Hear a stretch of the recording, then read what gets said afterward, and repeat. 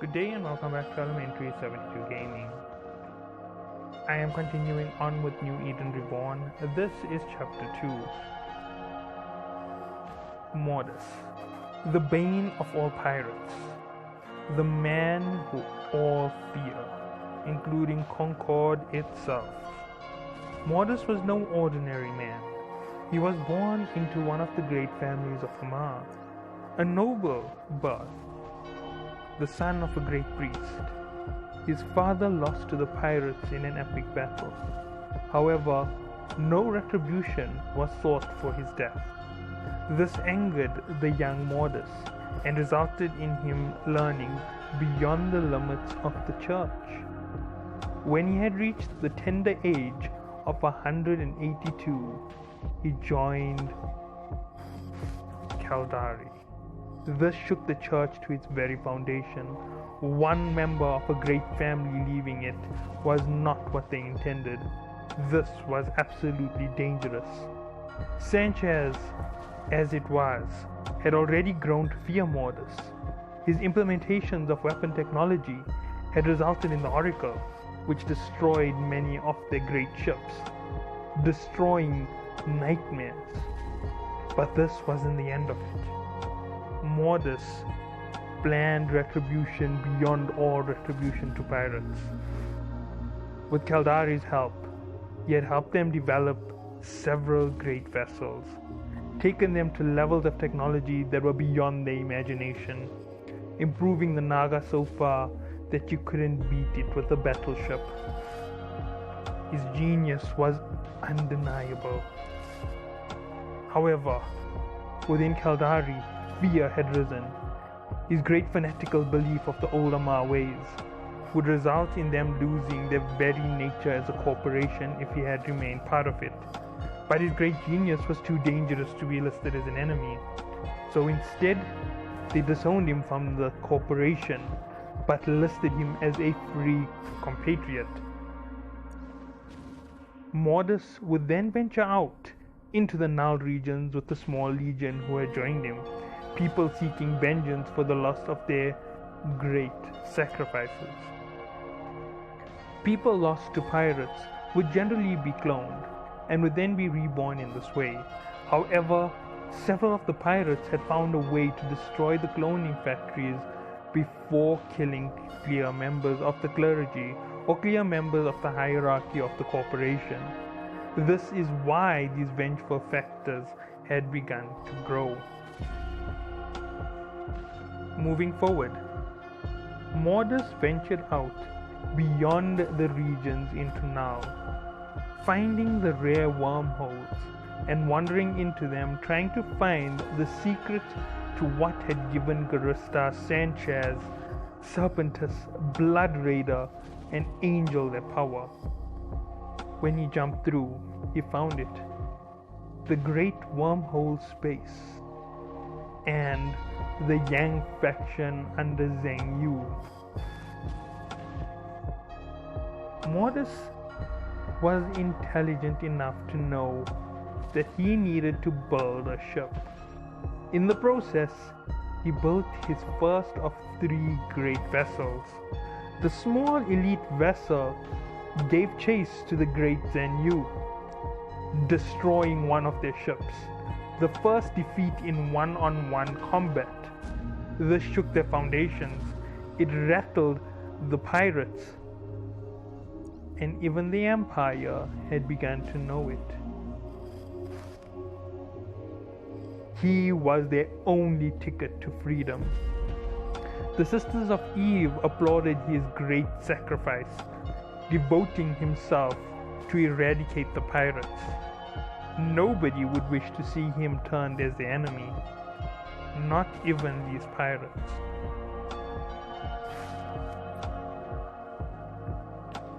Modus was nobody's fool, and he developed beyond that of Yang. The Yang faction was just a precursor, awoken due to what had happened within the Empire, but there was something greater beyond them, something which he had not yet found, an enemy beyond all enemies. an enemy hidden in the background. Searching the unknown space, he had founded another set of technology altogether. The great doomsday weapon systems. Mortis was known for his genius, but never had you seen a weapon like this. The weapon could not be matched, and the weapon could not be destroyed. He had built the catastrophe class, and these were the dreadnoughts and titans of New Eden. Impossible to fit into the inner regions due to their abnormally large size. No gate could allow them to travel, and travel in the empty hectares of space would be impossible. Mortis had become a legend. These great ships had never reached the inside of the Empire's space, so the Empire had no idea of their existence. Their fear of Mortis was limited to the fact that his Balagast could destroy their ships without equal.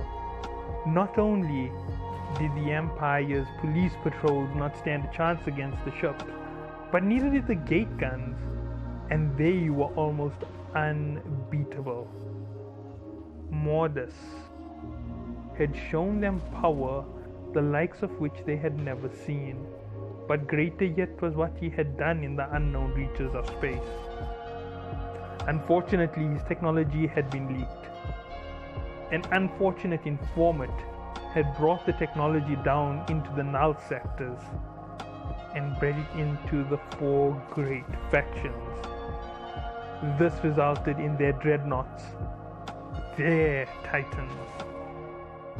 But when Mortis would learn of this, war would come to war. So, as a great sacrifice, they sacrificed the weapon systems of these great weapons, making them mere pods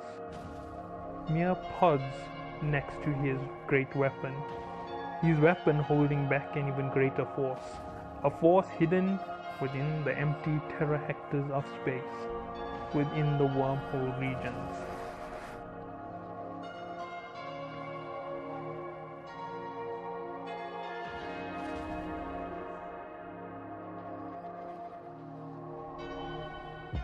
Moving forward, things weren't as difficult as had been imagined.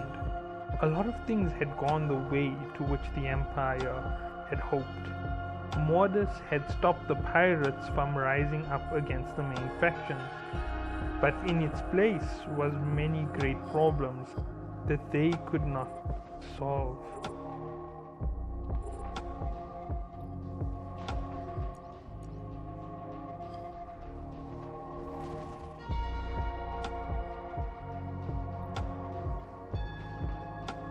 Caldari was just one of many factions in the Great New Eden.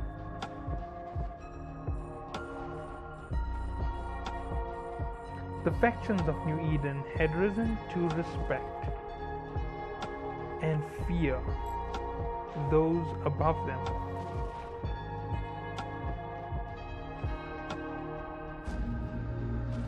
Mortis was an unexpected genius, a once-in-a-lifetime prodigy, a rare breed all to himself. Caldari had let information leak to them slowly from informants within his legion. Informants who were loyal to Mortis, but were still in favor of protecting the Empire, of protecting Caldari. The technology leaked was beyond all hope. The technology was that of the Armageddons, the Armageddon devices, the catastrophe class weapons, the Dreadnought and the Titan. Caldari knew that if Mortis had created this, he would have told them himself. But considering what they had learnt of an even greater enemy, they knew they had to create these to take on the pirates. A great war had started to scurry. The pirates had no access to this great technology, nor did they have any informants to get them this technology. The technology was unbelievably difficult to build. It cost more than setting up a great array of stations. It cost more than you could imagine.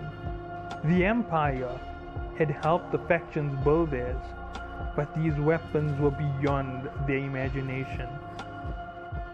Leading it was a group of exemplary individuals. This is where your story begins. Yes, pilot, your story begins here.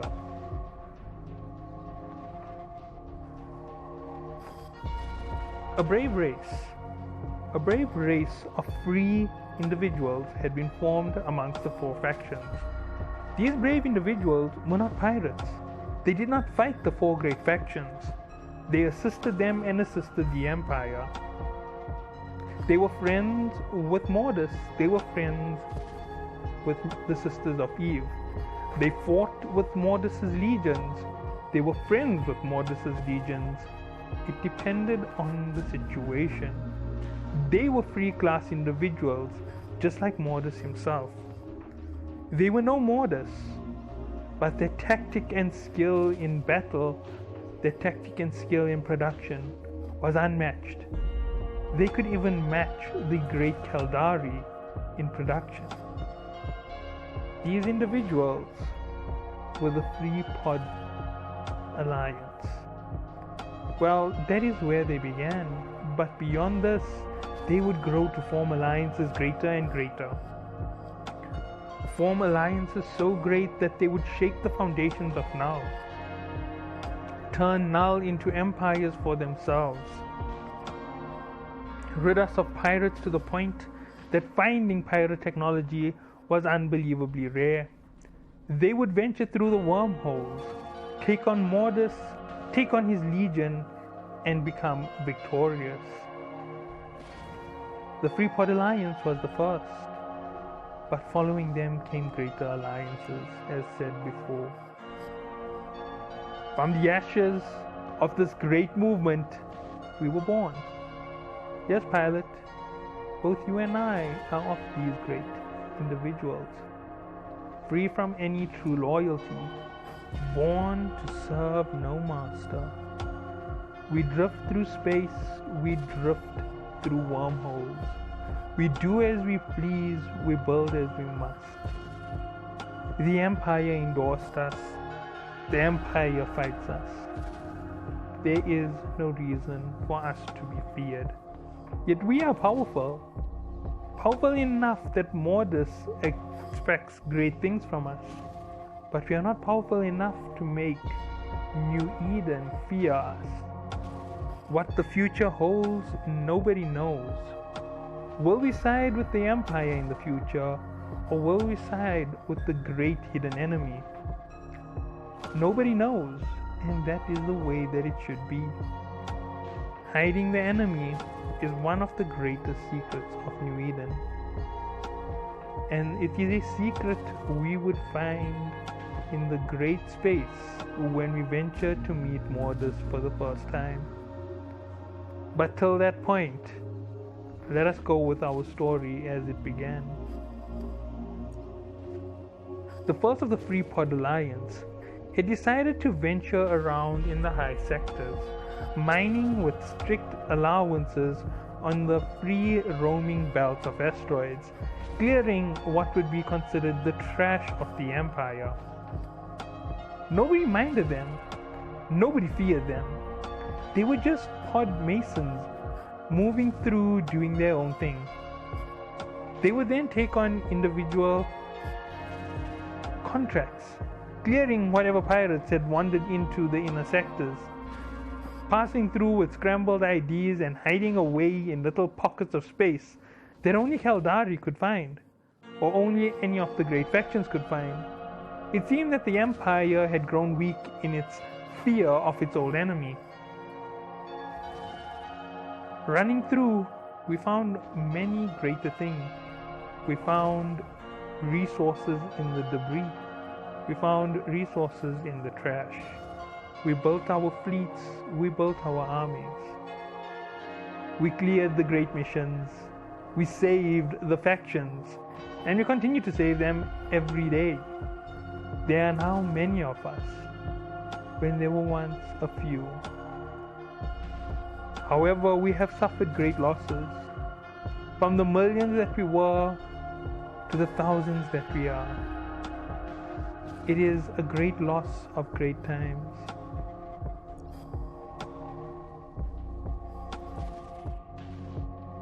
We wandered to Nullsack. We conquered the Nullsack.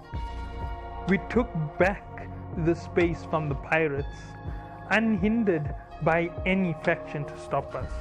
We set up our great corp outposts in the form of what we would call capsuleer outposts. We'd later form alliances and deploy corporation stations. These great bastions stand as a show of our might. Hoist them high. Let your colors shine. Let them broadcast through the empty terahectares of space, the remnants of which we would start to investigate. We found the ancient remains of items, and we found out that there were those here before us, before even Zhang. This was even more unusual. We knew the Empire wasn't brand new. We knew the Empire had come after Zhang. But why was Zhang as powerful as it was? Who did they fight? Why did they have to build their two extreme vessels? We would learn this in time as well. But for now, these are questions driving us forward. We found a great collector in the high sector in a secret museum. We'd visit him often and drop off great loads of ancient history so that he may sift through and give us answers that nobody would. And we have been educated by him, fueled by the knowledge of the past, from ancient remains buried in planets, hidden within our enemies. We have found these and taken it to him. He has given us great bounty for them, great holographic images of the ships of past. But what does this hold for us? What will come next?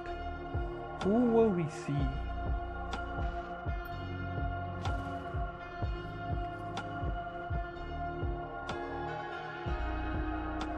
In the vastness of our calculation, we had conquered the pirates, holding them under our boots, using them as mere resource farms. Our power had risen greatly, but a greater enemy hid beneath them, an enemy empowering them, an enemy who we must all stand against. The enemy called NetEase. Yes, you heard it. The enemy empowering our enemy was NetEase. They gave them great disruptor technology to destroy us. We stole it from them, and we used it against them. They gave them greater weapon systems. We destroyed it. We conquered it, and we made it our own rigs for our ships. We were no man's fool, and we would not stand by this. But nonetheless, NetEase is merely an instrument of the old enemy who is still far hidden below.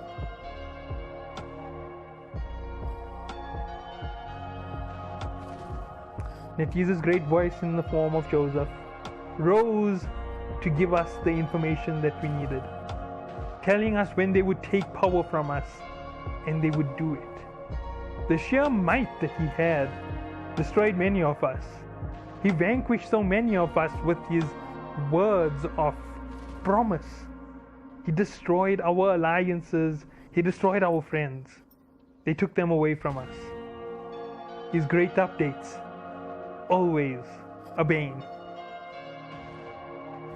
I hope that you all did enjoy this one. I just had to tease NetEase and Joseph. Joseph is one of the most iconic members of that team. He's one of the most friendly. I just decided that I would throw him under the bus for this 1 year and make him part of the enemies, because quite literally NetEase fights against us when it comes to the player base. They don't really do things for our balance.